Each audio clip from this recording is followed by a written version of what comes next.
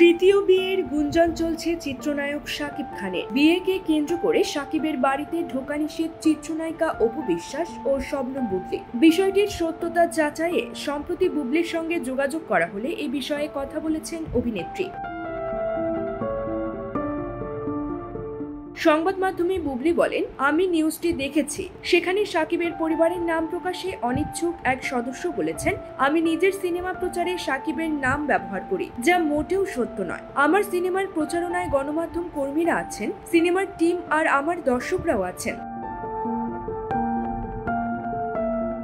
প্রকাশিত নিউজে শাকিবের পরিবারের নানা অভিযোগ প্রসঙ্গে বুবলি বলেন, নাম প্রকাশ না করে কোনো ব্যক্তি কিছু বললে তার সম্পর্কে আসলে কি বলা যায়, নির্দিষ্ট করে ব্যক্তি থাকলে উত্তর ও যুক্তি দিতে সুবিধা হতো। বুবলি আরো বলেন, বিশেষ সাক্ষাৎকারে আমি আমার ক্যারিয়ার নিয়েই কথা বলি। কোনো সংবাদকর্মী যদি আমার ব্যক্তিগত বিষয় জানতে চায় তবে তাদের প্রতি শ্রদ্ধা রেখেই আমি সত্যিটা বলি। আমি ওপেন চ্যালেঞ্জ দিয়ে বলতে পারি, মিডিয়ায় আমাদের সম্পর্কের বিষয়ে আমি কোনো মিথ্যাচার করিনি। শাকিব বিষয়ে মিথ্যাচার করা হলে তার পরিবার আইনি ব্যবস্থা নেয়ার কথা বলেছেন। এ বিষয়ে বুবলিকে কিছু বলতে বলা হলে তিনি বলেন, ভবিষ্যতে আইনি ব্যবস্থা নেয়ার দরকার কি, এখনই তো নিতে পারে, তাহলে আমারও প্রমাণ করতে সুবিধা হয় আমি মিথ্যাচার করিনি।